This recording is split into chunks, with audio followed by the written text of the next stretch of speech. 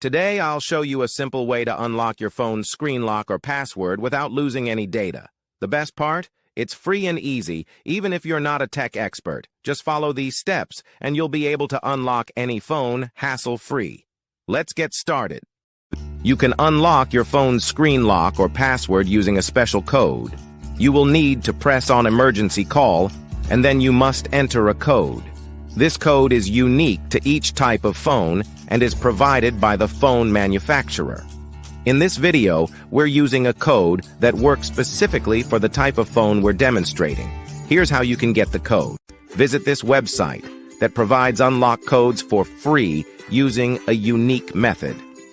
And that's it. Now you can unlock your phone without losing any data. See you in the next video. Bye.